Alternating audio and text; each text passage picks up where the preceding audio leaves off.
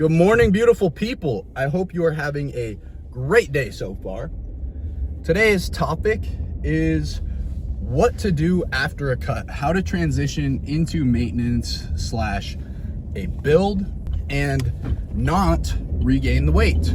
Because if you look at the literature, most diets fail. If we're talking statistically, diets do not work. And a lot of people will fearmonger this online, specifically on social media, and they'll try to make it their system. They'll try to make their coaching the solution, right? 90% of diets fail, but my coaching makes it so that yours won't. And of course, I could say the same thing, and I do think that my coaching does, but that's not what I'm here to sell you on. I'm not here to sell you on my coaching. I'm here to tell you how to do it. So you finished your cut, right? You have gotten to a body fat percentage that you're comfortable with, and you're ready to end this cut. Or maybe it's just, I don't know, for whatever reason, you're ready to end this cut. So what do? Well, some people are gonna say to reverse diet. And reverse dieting is basically where you slowly increase the calories back up to maintenance. So let's say you were in a 500 calorie deficit. Let's say your maintenance is 3,000. You were at 2,500 while you were cutting at the end of your cut. Now with reverse dieting, you would do, let's say every week, you would increase by 100, or maybe you'd go by 200 back up to your maintenance. And there's no physiological benefit to this. If anything, it can be detrimental because it just keeps you in a deficit for longer. And so if you're already at the point where you're comfortable with your body fat percentage, you don't want to keep losing weight. And so you should just jump right back to maintenance. Now, your maintenance is going to be a little bit different at the end of your cut, because you're now a smaller human. Depending on how much weight you lost, this could be a drastic amount, right? If you lost 150 pounds, your new maintenance is gonna be very different than what your old maintenance was. But you're also going to have, so there's two reasons. The first is, yes, you're a smaller human now. The second is metabolic adaptation, or adaptive thermogenesis, you might hear it called, which is wrong. It should be adaptive thermoreduction, because I'm not going to get into it, but adaptive thermogenesis is an incorrect term to use, but it's what people say, so it's what I'm going to say. So essentially it's just metabolic adaptation. You burn less calories than we would expect. So when you burn, it's basically the decrease in your total daily energy expenditure, which is the amount of calories you burn in a day. We expect you to have a reduction in this from being a smaller human, but it's normally more than what you would expect. That's the metabolic adaptation part. And people will say, oh my God, your metabolism's broken. It's not. This is a normal phenomenon. And the main thing about it is you really don't need to worry about it. Metabolic adaptation, from the literature that we have, is not a big thing. It's not a huge reduction. It's almost never going to touch triple digits. It's more than likely going to be 50 calories, 50 to 100, maybe 100 calories. But 50 calories is probably what you can expect in terms from an average calorie deficit. The longer you're in a deficit and the more aggressive your deficit is, so the bigger the deficit, then the larger the magnitude of this metabolic adaptation is going to be. So if you've been in a deficit for a very long time and you've been in a very aggressive one for a very long time, which I would not recommend, but if you have, then you're gonna have higher degrees of metabolic adaptation. Now your metabolism's not broken. It'll come back. It's just gonna take a little bit of time eating at maintenance. Normally after about 6 months from the data, that's where you're gonna be good at. So that's where you'll be back to normal, so to speak. And so these are the two things that you need to keep in mind when you're calculating your new maintenance. And you can pretty much know exactly what your new maintenance is just based off of how many calories or how much weight you were losing when you were in a deficit, right? So we can go with the basic calculation of 1 pound is roughly 3,500 calories. So of course this isn't exact, but whatever. When you were losing weight, when you were losing in the deficit, if you were losing a pound a week, then you can roughly say I was about 500 calories below my maintenance. So your maintenance is probably about 500 calories above what you were eating. Now, one thing that you need to keep in mind is your activity levels. So if you were doing a bunch of cardio during your deficit, and then when you want to transition back to maintenance, if you stop doing all that cardio, it's going to affect your total daily energy. energy expenditure. So that's something that you need to keep in mind. If you want to keep your activity the same, then you can just purely increase the calories. But if you're planning on cutting back on the activity and increasing the calories, then you should increase your calories smaller. So ideal, right, just increase your calories incrementally. So maybe you do, and this is gonna depend on the person and how afraid you are of gaining new weight. Now, when you do increase your calories, you are going to gain weight. You're gonna gain water and glycogen. So glycogen is just how we store carbs within our body, within our liver and our muscles. And this is the first thing to go when you are in a calorie deficit. Your body uses it up because carbs are energy.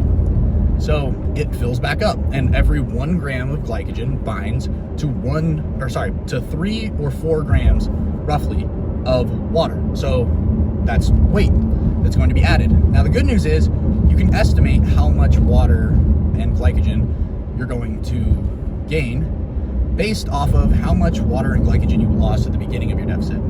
So when you start a deficit, you will lose a lot of weight in that first week or so, and that's because you're depleting your water and your glycogen source.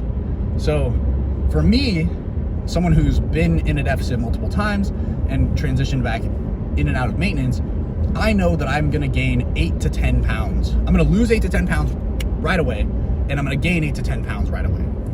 So I'm not gonna freak out when I see the scale jump right away. Now for most people, since they're smaller humans than me, I was 230 pounds when I started this cut. So most people are not that big when they start cuts, and I'm probably going to gain a little bit less this time, but it's all right. So for instance, some of my clients it's normally gonna be 3 to 5 pounds, somewhere around there, of weight that you're going to gain back initially. It's not fat, right? This is important to know just for the mental game, but it's also important. This is why tracking multiple data points is important. You shouldn't just have the scale. You should also be taking progress pictures, and you should also be tracking your gym performance and your waist circumference. So because your weight's gonna do some funky things, but you still have 3 other data points that you can look at to make sure that you're not actually gaining any fat from increasing your calories back up. And so that first week, don't change anything. The first week out of your deficit, bump your calories, bump them up 300 to 500 calories, and don't change anything after that first week. Ignore whatever fluctuation happens to the scale. Obviously, if you gain 10 pounds, which shouldn't happen from a 300 calorie increase, we were actually losing weight the first time, unless you just go completely sedentary. That first week is gonna be kind of a washout. So after that first week, now that you're into your week number 2 at your new maintenance, see what happens. Watch your weight and if you're still trending upwards, then maybe you reduce by 10%. But if you're still trending downwards, maybe you increase by 10%. And you just do this with 10 to 20% increments till you nail that maintenance. And maintenance is a range. It's gonna fluctuate. You're not gonna be able to pin your exact weight for an extended period of time. It's gonna be within, I normally say, a 3 to 5 pound range, because you have fluctuations of water, of waste, of just food in your stomach. Things like that are going to affect how much your weight is showing on the scale.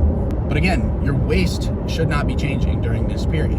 And you're gonna notice that you feel and look fuller. That is the glycogen, right? Remember, it's stored in your muscles.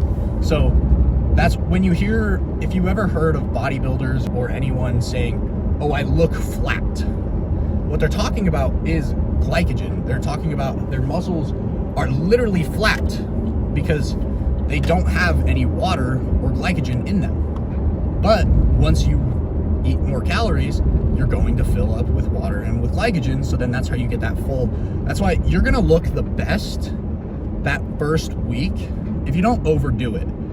A lot of people will have a big ass meal at the end of their deficit, and they'll do what is called spilling over in the bodybuilding world. And that's where normally when you have some big ass meal, you're gonna eat a ton of salt too.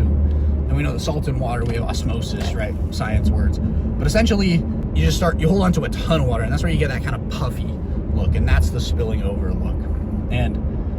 But anyways, that first week, you're gonna look great. You're gonna love the way you look, because you're gonna be as lean as you have ever been, and then you're gonna get filled up, You're gonna be all carbed up, your muscles are gonna be full, you're gonna love it.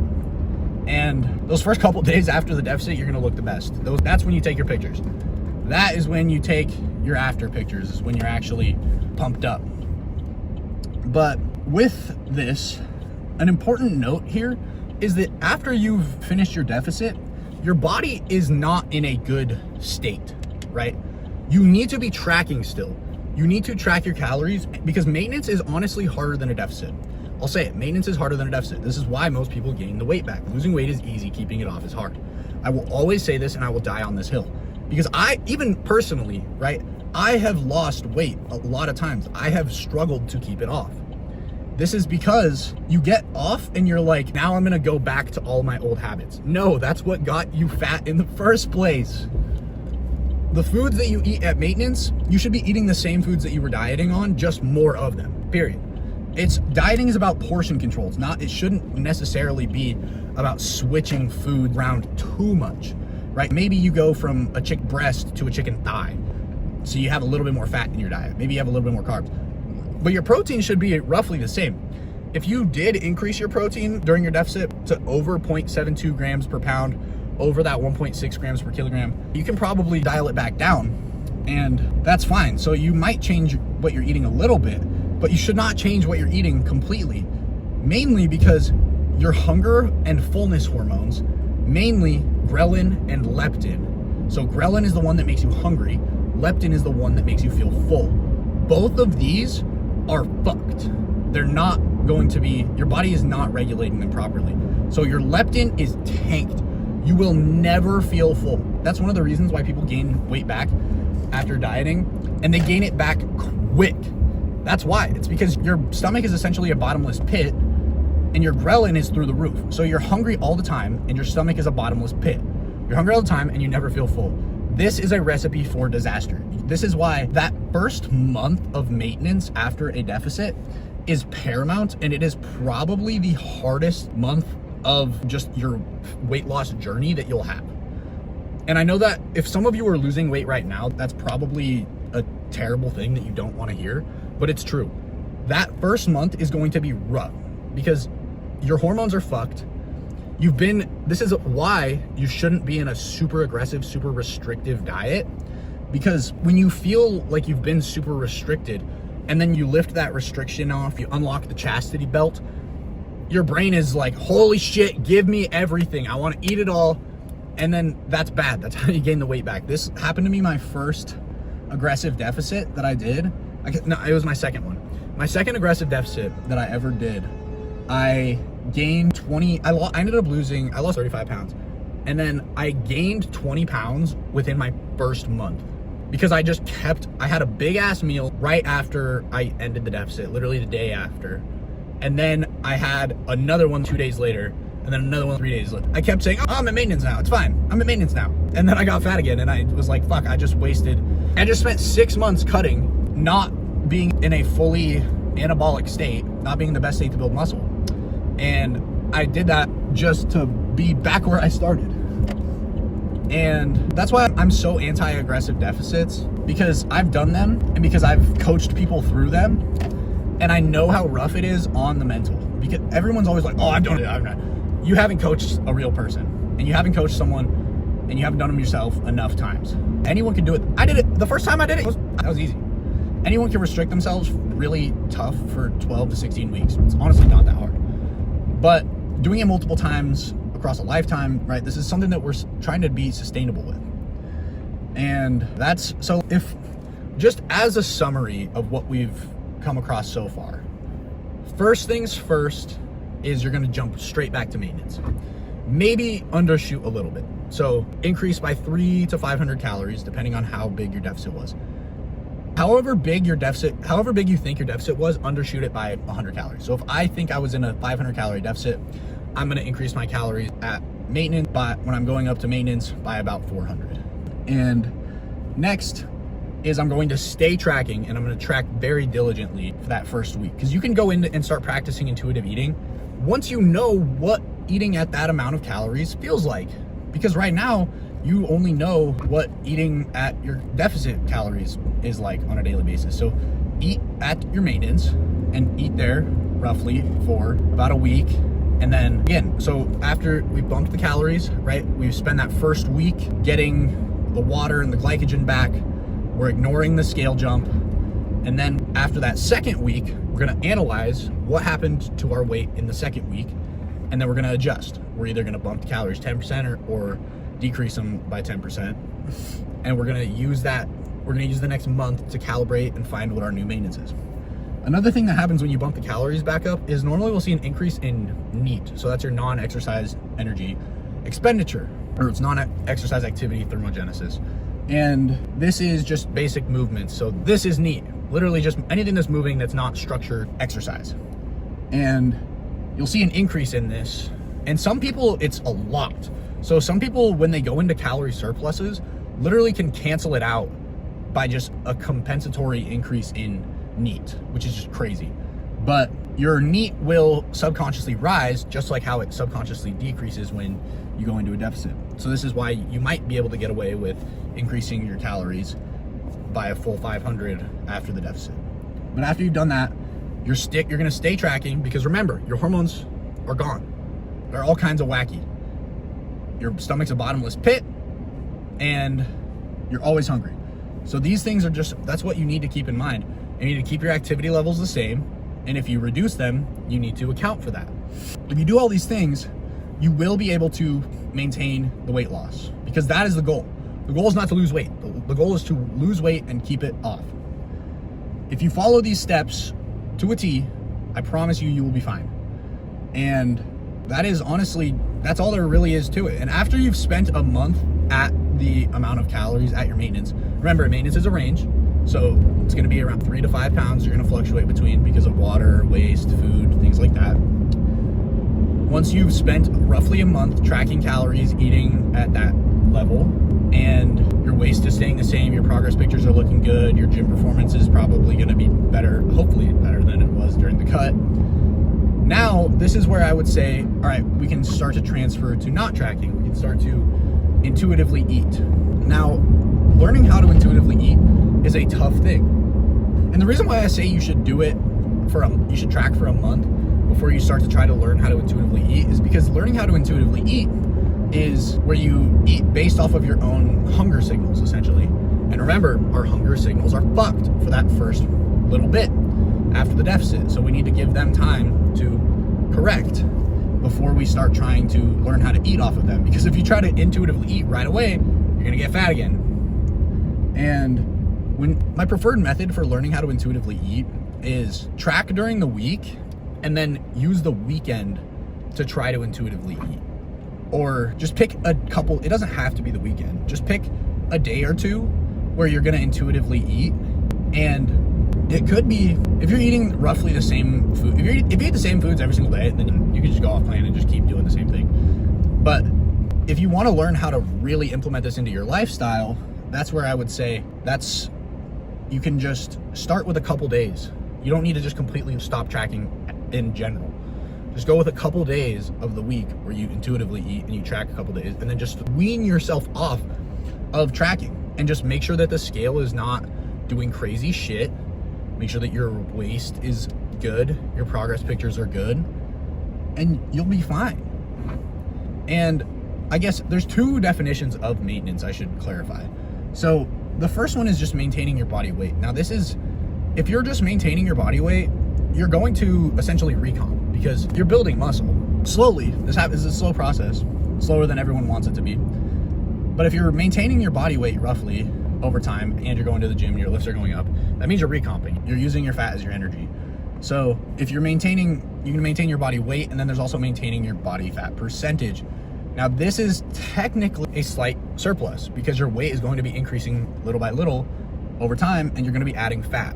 If you're maintaining, think about it, it's just math. If you're maintaining your body fat, if your body fat percentage, and you're adding muscle, that means you're adding fat. For every pound of muscle, you add a pound of fat to maintain the body fat percentage. So you're going to be in a tiny surplus. Now, this is where, but when you're in this tiny surplus and maintaining your body fat percentage, you're going to be gaining maybe a half pound a month, to be 100% honest, depending on how new you are to training and what kind of responder you are to training. If you're a hyper responder, obviously you're going to be able to grow more. But maintaining your body fat percentage is a tiny surplus, technically. This is where semantics get in and everything is just dumb. But I think that's about everything in terms of how to actually maintain weight loss. What do you do at the end of the cut? Remember, reverse dieting, you don't need to do it. You can. If you're honestly, reverse dieting is mainly a psychological thing for people that are really terrified of putting weight back on. So you can keep doing it. It's just know that you're in a deficit still. Like that, there's nothing special about it.